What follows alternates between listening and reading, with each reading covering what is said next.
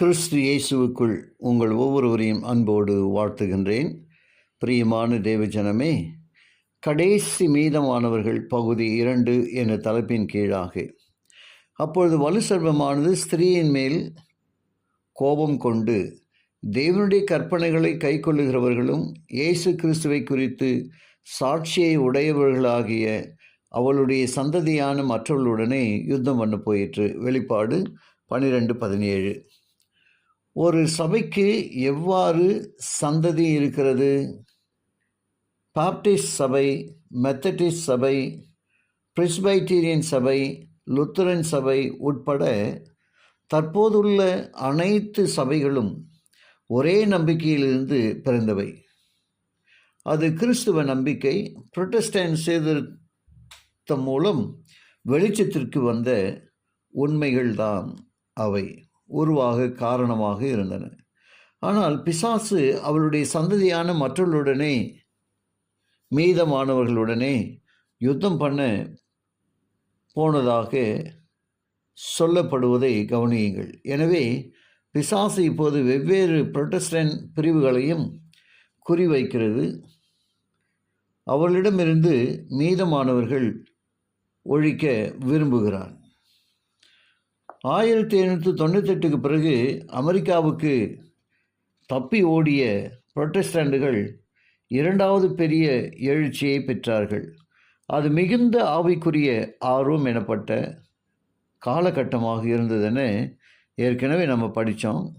அனைத்து வெவ்வேறு புரொட்டஸ்டண்ட் பிரிவுகளையும் சேர்ந்தவர்களும் இந்த இயக்கத்தில் இணைந்தாங்க. ஆனால் அதற்கு முன்னாடி அவர்களுக்கு ஏற்பட்டிருந்த ஒரு மாபெரும் ஏமாற்றம் நினைவிருக்கிறதா? 1844 அந்த நாளுக்கு பிறகு பெரும்பாலான விசுவாசிகள் அந்த இயக்கத்தை விட்டு சென்றார்கள்.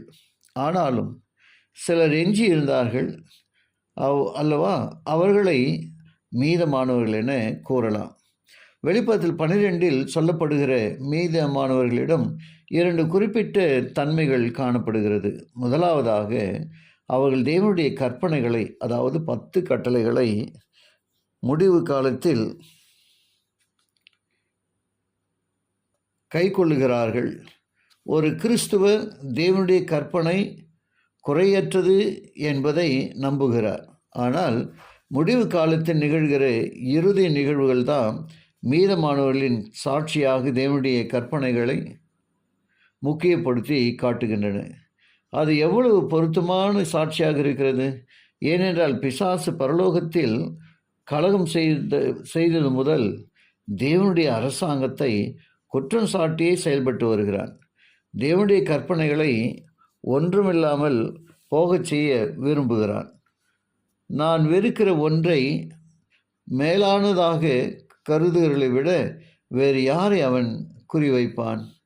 இரண்டாவதாக, தேவனுடைய முடிவு கால மீதமானவர்கள் ஒரு தனித்துவமான சாட்சியை பெற்றிருக்கிறார்கள். இயேசு கிறிஸ்துவை குறித்து சாட்சி என்றால் என்ன என்பதை வெளிப்படுத்தல் 19:10 இவ்விதமாக நாம் வாசிக்கின்றோம். தீர்க்க தரிசனத்தின் ஆவி, மெய்யான திருச்சபையின் வெளிப்படுகிற தீர்க்க தரிசனத்தின் மெய்யான வெளிப்பாடு. வெளிப்படுத்தல் 12:1 கற்புள்ள ஸ்திரீ, தீர்க்கதரிசிகள் தேவனுடைய தூதர்கள் தாங்கள் வாழ்ந்த காலத்திற்கு வழிகாட்டலாக அவர்கள் சொல்லுகிற செய்திகள் எப்போதும் வேதாகம சத்தியத்தை உறுதிப்படுத்துகின்றன, நிச்சயப்படுத்துகின்றன. நியாயப்பிரமாணம் முழுமையும் தீர்க்க தரிசனங்களும் மத்திய 22:40 படி இணைந்தே செல்வது போல தேவனுடைய கற்பனைகளும் தீர்க்க தரிசனத்தின் ஆவியும் இருக்கின்றன. தேவனுடைய தீர்க்கதரிசிகள் அவருடைய நித்திய கட்டளைகளை நிறைவேற்றுகிறார்கள். அற்புதமான இந்த 2 விஷயங்களும் தான்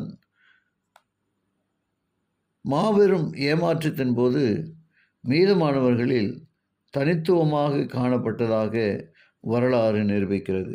ஜெபிப்போமா. கிருபையுள்ள நல்ல பிதாவை மக்கள் நன்றி செலுத்துகிறோம். கேட்டு ஒவ்வொருவரையும் ஆசீர்வதியும். இயேசுவின் வழியாக ஜெபிக்கிறேன் நல்ல பிதாவே, ஆமேன்.